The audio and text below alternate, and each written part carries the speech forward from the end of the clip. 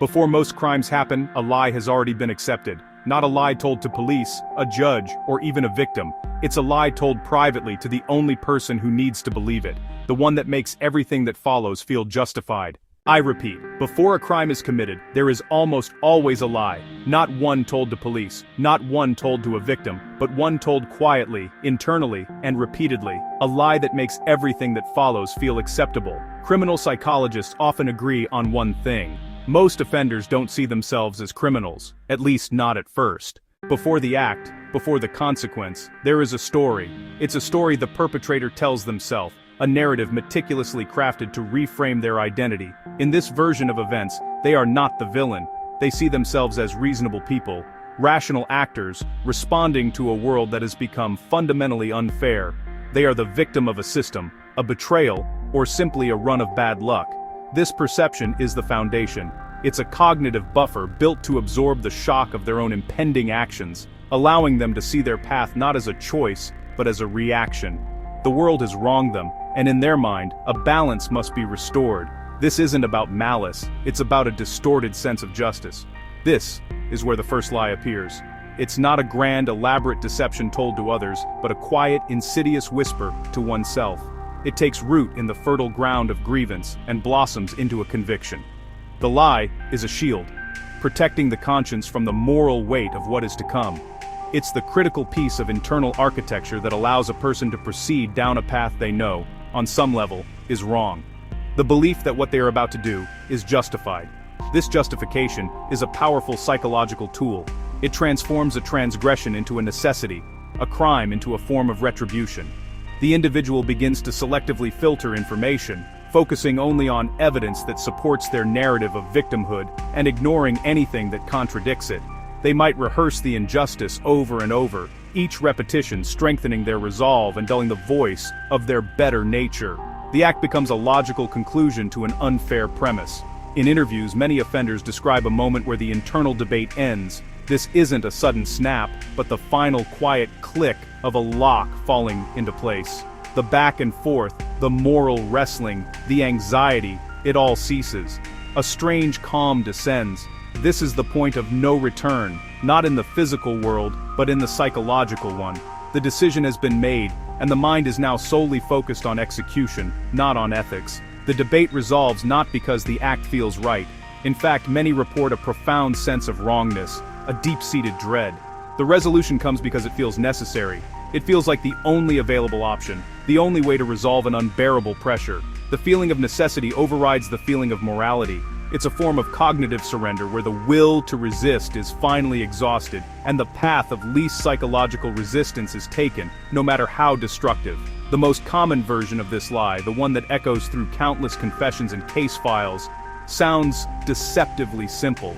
It's the ultimate abdication of personal agency, a phrase that dissolves responsibility into circumstance. It's the final story they tell themselves just before they cross the line, the thought that allows them to take the final step. I don't really have a choice. This belief is powerful. It's a subtle, insidious idea that takes root in the mind, not with a sudden jolt, but with a quiet, creeping certainty. It whispers that the path forward is not one of many, but the only one available. This isn't just a fleeting thought. It's a fundamental shift in perception, a cognitive shield we erect to protect ourselves from the crushing weight of our own agency. It offers a strange, seductive comfort, the comfort of helplessness. It's the quiet surrender to a narrative where we are no longer the protagonist, but simply a pawn moved by an invisible hand.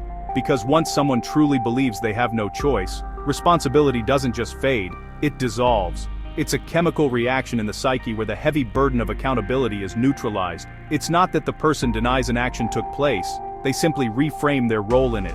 They cease to be the author of their actions and become a mere character in a story written by forces beyond their control. Responsibility is displaced, transferred onto the situation, onto the provocations of others, onto the unyielding logic of what had to be done. The self is recast as a passive observer, watching events unfold as if through a window. Actions stop feeling like decisions, they start feeling like reactions. Each step is no longer a choice, but a consequence. A domino falling because the one before it fell. The mind constructs a chain of causality that leads to a single, inevitable outcome, and our part in it feels predetermined, automatic. We are simply responding to stimuli, not making conscious, deliberate choices. The space between impulse and action collapses into nothing. Psychologists refer to this as moral disengagement. It's the mental process that allows a person to disconnect their behavior from their values. It's a set of cognitive maneuvers, a quiet, internal negotiation that allows us to act against our own moral compass without suffering the psychological distress of guilt or self-censure. This isn't the territory of sociopaths. It's a mechanism available to everyone. It's how ordinary people can participate in or condone extraordinary acts. The mind finds a loophole. Instead of asking, "Is this wrong?" the mind asks, "What else was I supposed to do?" The question is no longer a moral inquiry, but a search for justification. It's a rhetorical question, posed not to find an answer but to affirm the absence of alternatives. The focus shifts from the nature of the act itself to the perceived pressures of the context surrounding it. And in that subtle, critical shift, the door to accountability closes and locks. The conscience is silenced, not by force, but by logic. This shift is subtle, and once it happens, almost anything can be rationalized. Another common lie appears soon after. This won't really hurt anyone. In many crimes, the offender minimizes the damage before it happens. They imagine the outcome as temporary, recoverable, forgettable. They focus on what they gain, not what the other person loses. The human mind possesses a remarkable and often dangerous capacity for selective focus. When contemplating a transgression, it doesn't paint a complete picture. Instead, it creates a carefully curated mental diorama, focusing only on the immediate goal, the acquisition, the release, the perceived victory. The aftermath, the sprawling, messy landscape of consequences, is left intentionally blank. This is not a simple oversight. It is a subconscious act of self-preservation. This is why many offenders are genuinely shocked by the consequences later. They never imagine the harm fully, because to truly and vividly imagine the pain in another's eyes, the ruin in their own future, the cold finality of a locked door, that act of imagination would be a deterrent in itself. It would trigger empathy, fear, and shame, emotions powerful enough to halt the act before it begins. So the mind builds a wall, a blind spot, ensuring the path forward appears clear, even when it leads directly off a cliff. The shock they feel isn't just about being caught, it's the shock of a carefully constructed reality shattering, forcing them to confront the full, unedited version of their story for the very first time. Within this carefully edited reality, a series of internal negotiations begins. The first lie is often one of entitlement. I deserve this, or this is owed to me. The second is a minimization of harm. No one will really get hurt, or it's not that big of a deal. But when the moral friction persists, a third lie often follows, a powerful sedative for a nagging conscience. I'll stop after this. This is the most insidious bargain, a promise made to a future self by a present self that has no authority to keep it. It reframes a moral failure as a strategic, one-time exception. It creates the illusion of control, suggesting the person is not succumbing to a weakness, but is instead making a calculated final decision before returning to the path of righteousness. This last-time fallacy is a cornerstone of addictive and compulsive behaviors, both criminal and otherwise. It allows the individual to borrow from a future they are actively sabotaging, all while telling themselves they are simply taking out a loan they fully intend to repay. This is especially common in repeat offenses, where the pattern of self-deception becomes deeply ingrained.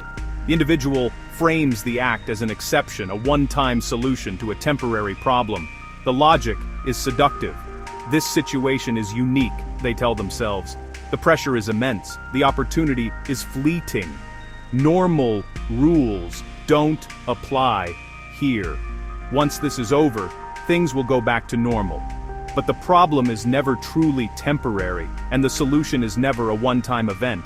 Each transgression erodes the foundation of normal. The act, once unthinkable, becomes an option. The exception becomes a precedent. The mind, in its quest for cognitive consistency, must justify its own actions. It cannot hold two contradictory beliefs. I am a good person and I have done a bad thing. So it changes the definition of bad thing. Psychology shows that once a line is crossed, it becomes exponentially easier to cross again. This is the principle of behavioral escalation. The first crossing requires immense psychological effort, overcoming guilt, fear, and a lifetime of social conditioning. But the second time, the path is already there. The mental gymnastics have been rehearsed. The mind updates its definition of normal. What was once a stark, bright line becomes a blurred, shaded area. The internal alarm system, which once screamed at the mere thought of the act, now only whispers. Each subsequent crossing deadens the signal further, a process known as moral disengagement. The offender is no longer stepping over a boundary. They are simply walking on a path they have paved themselves, one transgression at a time. The bridge from who they were to who they have become is built with these small, repeated crossings until one day they look back and can no longer see the shore from which they started. What once felt unthinkable becomes survivable, then manageable, then routine. One of the most dangerous lies comes last. I'm not like other people who do this. This belief creates a sense of separation. The offender compares themselves to more extreme cases. More violent offenders, more reckless criminals. By doing this, they preserve their self-image. They remain different, smarter, controlled. This belief often leads to escalation, because if they aren't like those people, then the rules don't apply the same way. Interviews with violent offenders reveal something unsettling. Many say the hardest part wasn't committing the act. It was the moment before, when the lie stopped working. That moment of clarity is often brief and terrifying, because once the lie collapses, reality rushes in all at once, and by then, it's too late. Understanding these lies isn't about sympathy, it's about awareness. These thought patterns don't begin with violence. They begin with stress, with resentment, with the belief that the world has been unfair. And while most people experience those feelings, very few allow the lie to take control. The difference is not intelligence, not education, not background. It's whether the lie is challenged or accepted. Because once someone believes it, everything that follows starts to feel inevitable.